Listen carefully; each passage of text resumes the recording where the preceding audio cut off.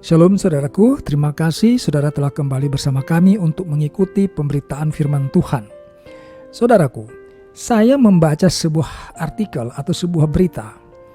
Dikatakan bahwa di Jepang mengalami depopulasi. Pada Oktober 2022 lalu, jumlah penduduk Jepang tercatat 124.947.000 jiwa. Atau ini berkurang lebih daripada 3,1 juta jiwa atau 2,5%. Di artikel yang dimuat oleh Newsweek tanggal 30 April 2023 bahkan dikatakan penyusutan populasi Jepang ini akan terus berlanjut tanpa ada jalan untuk kembali. Saya ingin membahas kali ini saudara mengenai anak-anak saudaraku. Apakah orang tua dan negara Indonesia ini sudah cukup memperhatikan atau apakah negara ini sudah cukup menjadi negara yang ramah bagi anak-anak? Sebab anak-anak merupakan generasi penerus dari bangsa ini. Kalau tumbuh kembang anak-anak ini baik, maka generasi Indonesia selanjutnya akan menjadi generasi yang mempunyai mutu.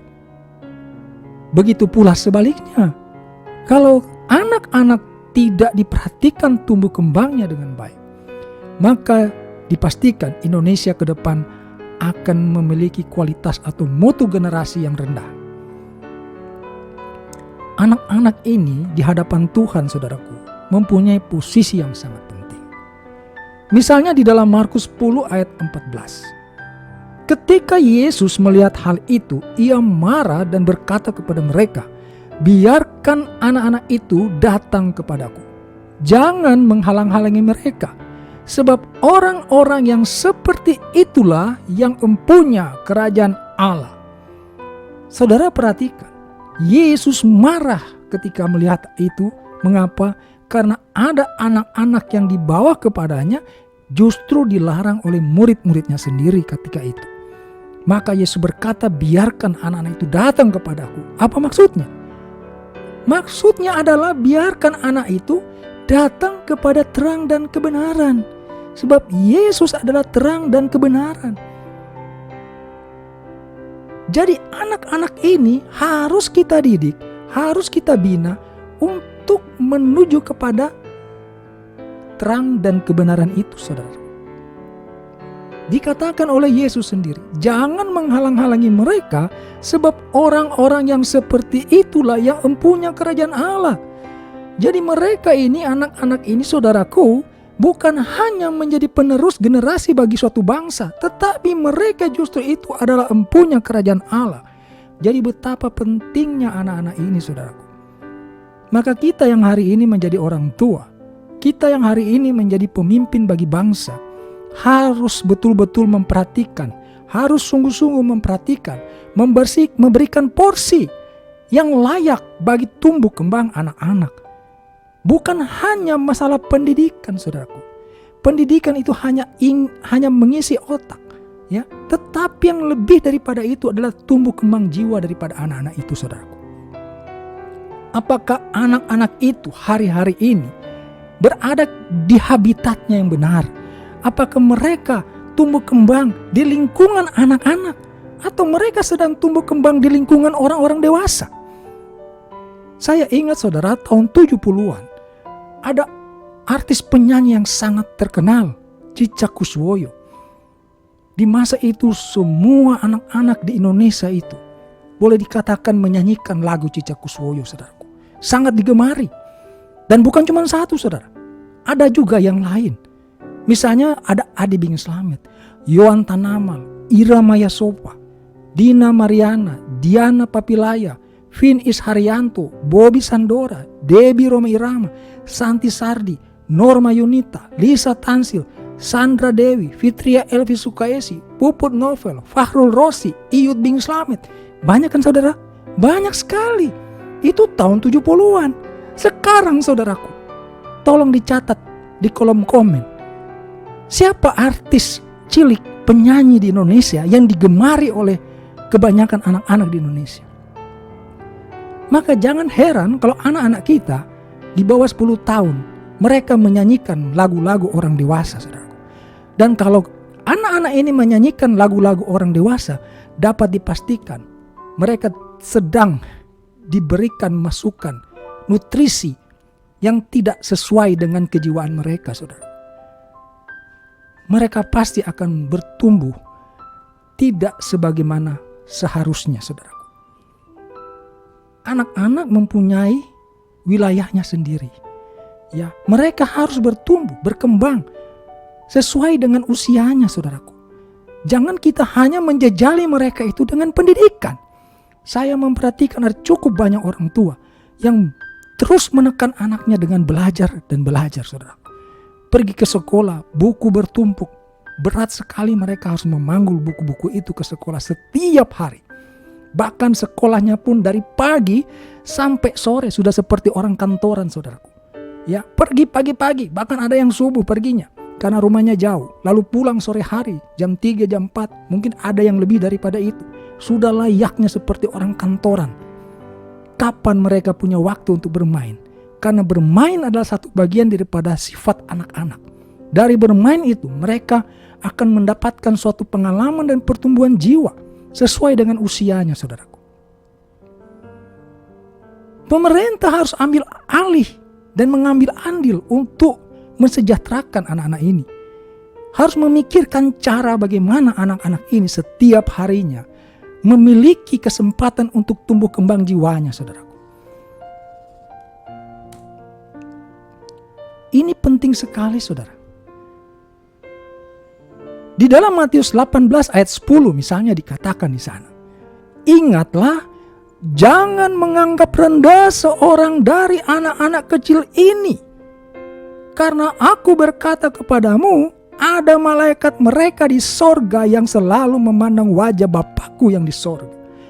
Bayangkan, saudaraku, ini firman Tuhan yang mengatakan, jangan menganggap rendah seorang dari anak-anak kecil ini, karena ada malaikat mereka di sorga yang selalu memandang wajah Bapakku yang di sorga.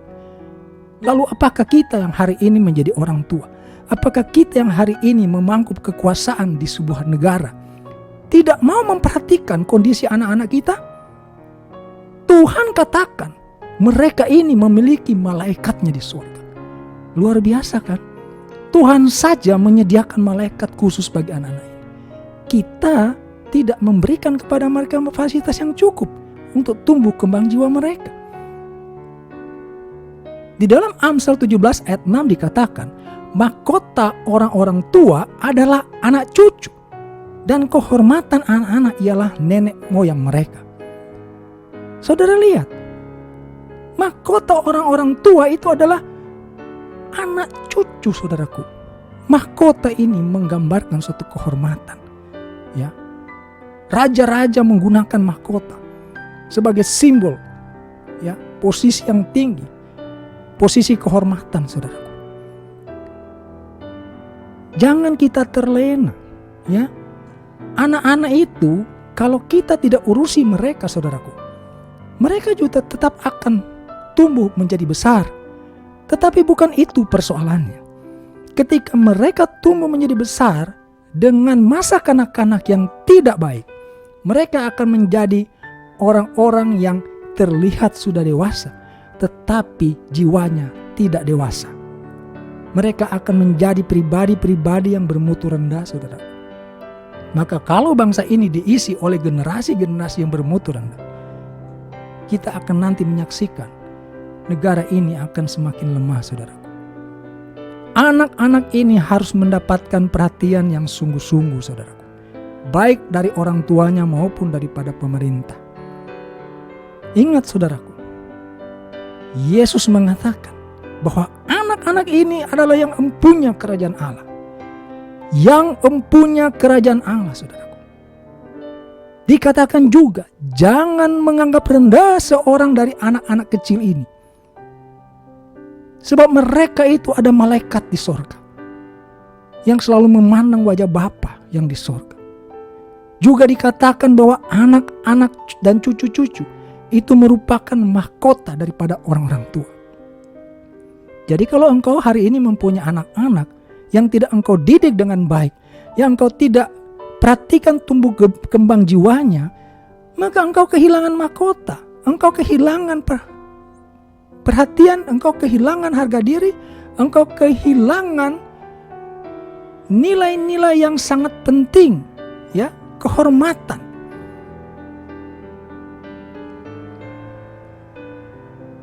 Jangan kita membesarkan anak-anak kita itu dengan materi semata-mata, saudara.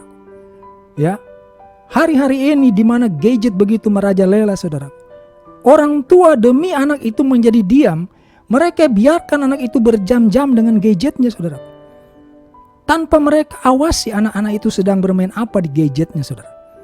Inilah generasi yang kita hadapi hari-hari ini. Maka jangan heran kalau anak-anak di bawah umur telah bisa berlaku atau berbuat kejahatan. Karena mereka memang kehilangan masa kanak-kanaknya, saudaraku. Bahkan mungkin mereka kehilangan masa kanak-kanaknya jauh lebih cepat, saudaraku. Ya, kehilangan masa kanak-kanak yang jauh lebih cepat. Kenapa? Karena memang tidak diperhatikan. Tidak ada usaha, tidak ada upaya untuk membuat anak-anak ini bertumbuh berkembang jiwanya sesuai dengan usianya, saudara. Saya tadi sudah katakan, hari ini kita tidak mendapatkan anak-anak menyanyikan lagu-lagu favorit yang dinyanyikan oleh artis-artis cilik juga. Tidak seperti tahun 70-an yang lalu, saudaraku. Ada begitu banyak sekali artis yang sudah saya sebutkan tadi satu persatu, saudaraku. Dan artis-artis yang saya sebutkan itu lagu-lagunya sangat digemari. Para seniman harus memperhatikan ini. Buatlah film anak-anak jauh lebih banyak lagi. Buatlah lagu-lagu anak-anak jauh lebih banyak lagi. Ya, buatlah film-film dan lagu anak-anak yang bermutu, yang memuat pendidikan untuk menumbuh kembangkan jiwa daripada anak-anak ini, saudara. Tuhan sangat memperhatikan anak-anak. Ada 3 firman yang saya bagikan hari ini, saudara. Yang pertama memuat bahwa anak-anak itu adalah yang empunya kerajaan Allah. Yang kedua yang mengatakan bahwa ada malaikat bagi setiap anak-anak kecil itu. Yang ketiga mengatakan bahwa mahkota orang tua adalah pada anak cucu. Yang mengatakan ini adalah firman Tuhan. Ini bukan teori, saudaraku. Tuhan mengatakan demikian. Jadi kalau kita mengabaikan anak-anak, engkau telah mengabaikan seseorang yang empunya kerajaan Allah. Engkau telah mengabaikan seseorang yang memiliki malaikatnya di sorga. Seseorang yang menjadi mahkota bagi engkau sebagai orang tua. Jangan pernah lagi meremehkan anak-anak, saudaraku. Matius 18 ayat 10 berkata, ingatlah, jangan menganggap rendah seorang dari anak-anak kecil ini. Jangan menganggap rendah seorang dari anak-anak kecil ini. Karena aku berkata kepadamu, ini Yesus yang berkata, ada malaikat mereka di sorga yang selalu memandang wajah Bapakku yang di sorga. Kiranya saudaraku, pemberitaan firman Tuhan kali ini memberkati saudara. Dan mulai hari ini, mari kita memberikan hati dan perhatian kita kepada tumbuh kembang jiwa anak-anak. Bukan semata-mata untuk mengisi otak mereka dengan ilmu pengetahuan, saudaraku. Tumbuh kembang jiwa itu jauh lebih penting bagi seorang anak, saudaraku. Ya, belajar itu bisa kapan saja, saudaraku. Tetapi pertumbuhan jiwa daripada anak-anak itu, kematangan jiwa anak-anak itu, hanya bisa dilakukan ketika mereka masih kecil. Tidak mungkin engkau mengisi atau engkau membentuk kejiwaan anak-anak itu setelah mereka tumbuh besar. Justru ketika anak-anak itu mendapatkan porsi yang layak untuk tumbuh kembang jiwanya di masa kecil, mereka akan menjadi pribadi-pribadi yang bagus, pribadi-pribadi yang bermutu ketika mereka besar nanti. Jangan kehilangan masa kecil anak-anak itu. Ya, jangan kehilangan. Anak-anak kecil tidak boleh kehilangan masa kecilnya. Orang tua juga, pemerintah juga harus betul-betul memperhatikan masa kecil anak-anak kita bagi bangsa dan negara ini. Terima kasih saudaraku telah memperhatikan pemberitaan firman Tuhan kali ini. Kiranya memberkati saudara dan kita akan jumpa lagi pada pemberitaan firman Tuhan lainnya. Haleluya. Amin.